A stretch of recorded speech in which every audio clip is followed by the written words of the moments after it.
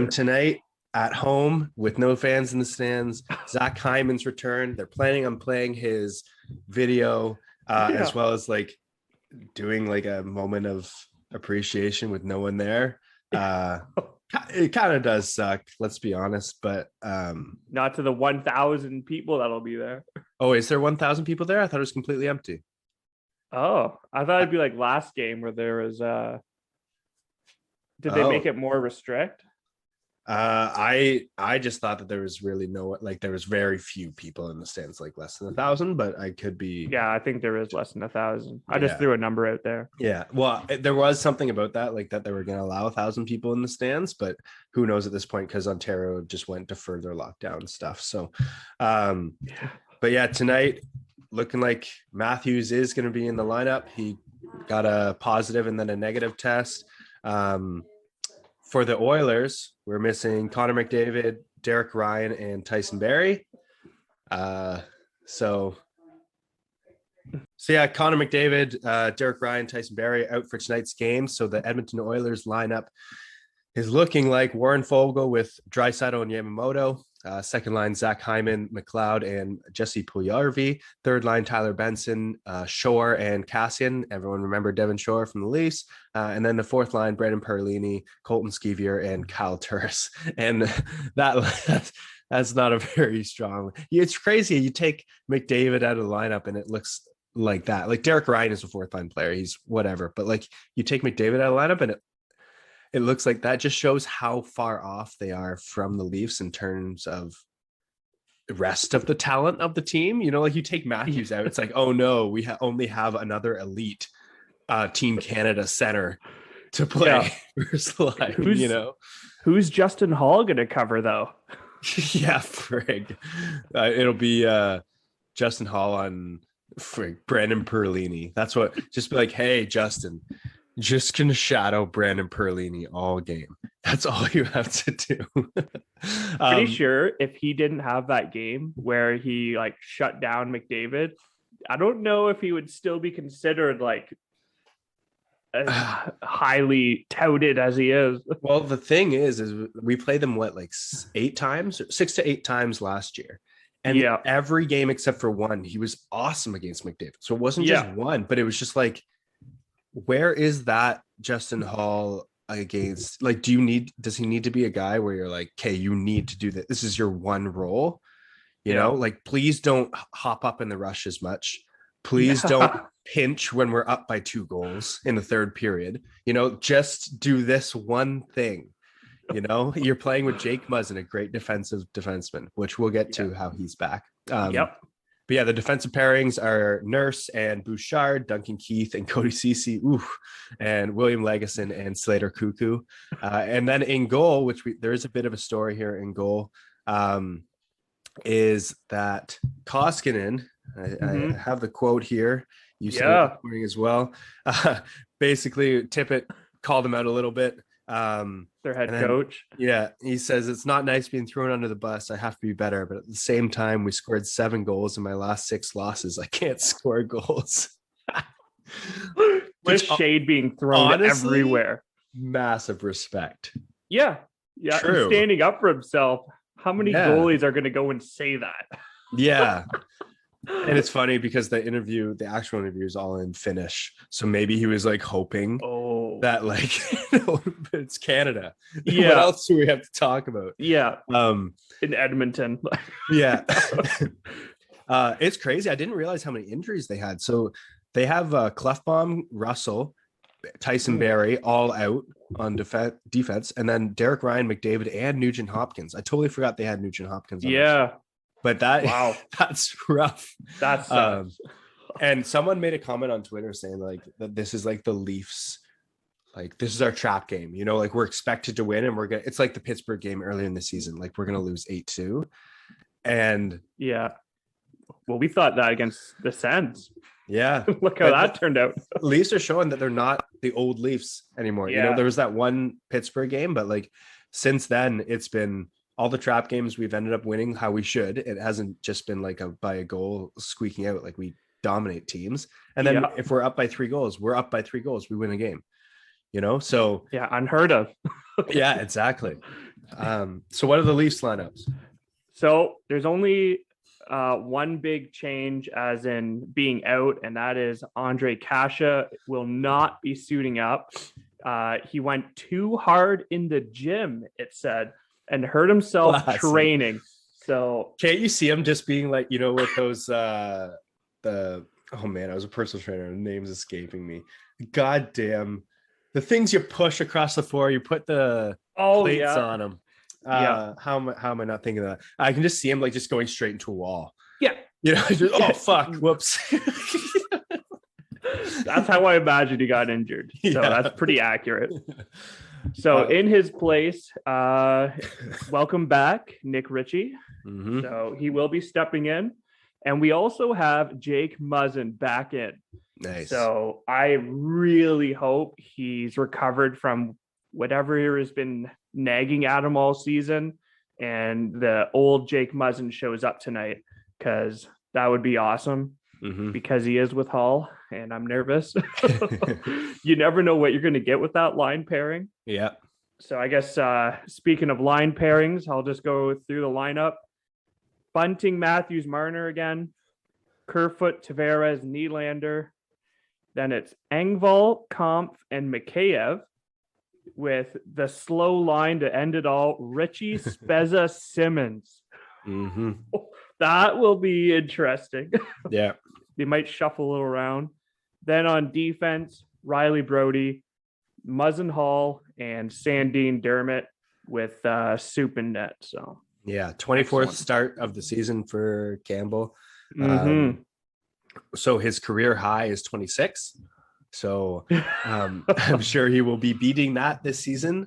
Let's knock on wood. They might have gave him a rest today, but against like a banged up Oilers team. But I guess get those wins. I think maybe because it's a relatively big game, and I don't know when the Leafs next game is. I do know that they have had some lineup switches, schedule switches, because they're trying to save as much money as possible. It costs a lot of money when there's no fans in the stands, obviously. Yeah. So I know that they've already switched a game with the Islanders. They're going to play in New York first, and then go home in April 17th, I believe. So they'll probably do some of those switches. So we're going to have a lot of road games, and especially because we have time to make up. For one of our listeners who is asking, we are going to be slotting in the missed games during the Olympic time period, and that's for the teams that were playing throughout the suspension. For the rest of the teams, they are just not going to be playing as much, similar to how teams during the suspensions weren't playing as much as the teams that were still playing. So like we're going to be able to fit games in there, but I'm sure coming up there's going to be a lot more back-to-backs and stuff where Mrazek can really get more opportunities to come in and see if he's worth the money, and if hopefully.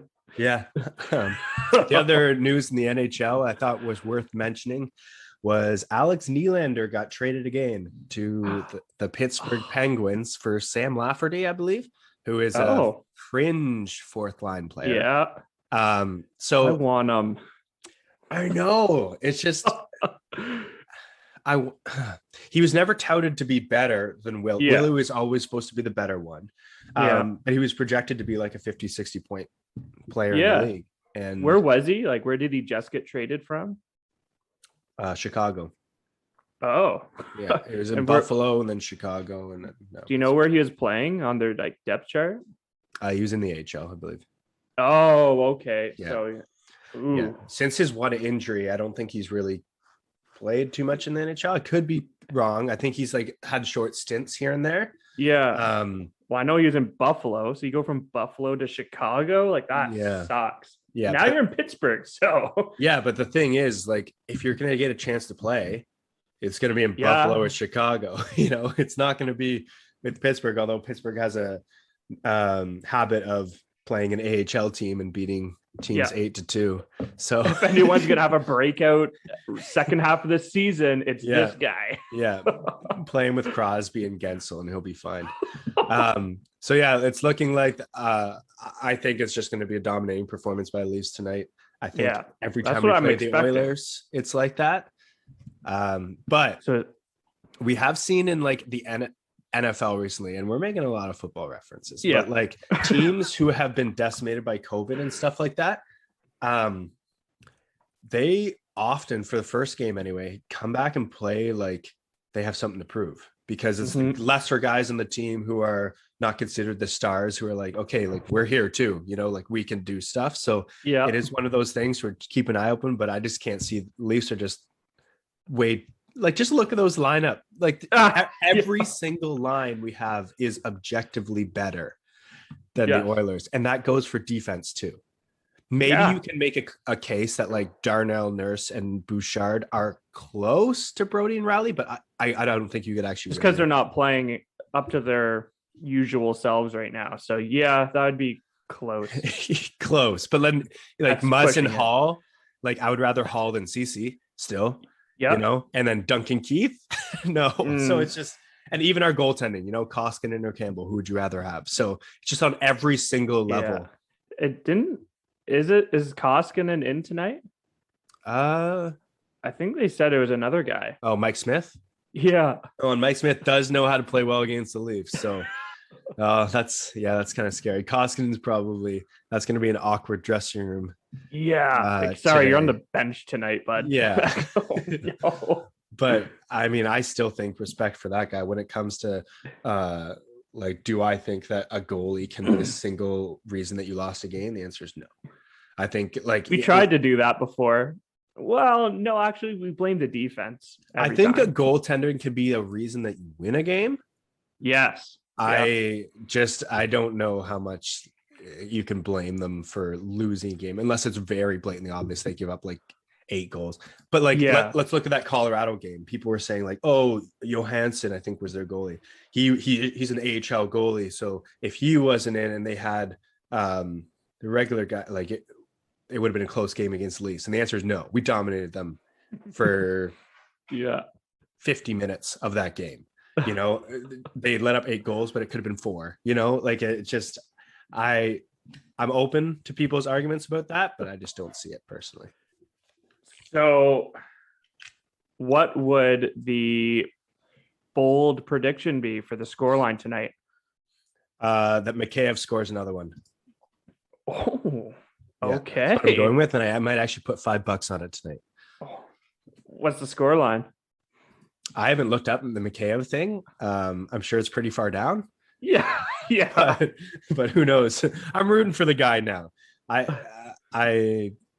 would like to see him carve out a role on that third line, because I think that third line can be absolutely deadly. Yeah. Okay. What about you? I'm gonna go 4-1, and Matthews gets 2 goals. It's not bold, but that's just my prediction. All right. 4-1, 2 Matthews goals. Nice. I'm always skeptical of if I should say like a bold prediction is that we get a shutout, because you should never say, like we should get a shutout. It's just an unwritten rule in hockey. As soon as someone says, oh my God, he's so close to the shutout, they score. Yeah. So it's one of those things where I never want to make that prediction. I'm not going to put that juju on Campbell tonight. So nice. I will say it's going to be a 5-1 game. Ooh, nice. Just 5. I want to say 5. Yeah. 5. Yeah. Nice. Okay. We all know what you mean. Yeah. All right. So that's it for us. We're going to be there for a post game tonight. And then we'll let you know about the next game and what it's looking like. We'll try and do these lineup things the day before. We were going to do it last night, but we didn't know much of the lineup last night. We didn't even know if Matthews was going to be in. Yeah. So it's tough to know with COVID and everything going on, but I would be very surprised if the Leafs lose tonight. Yeah. All right. Peace out.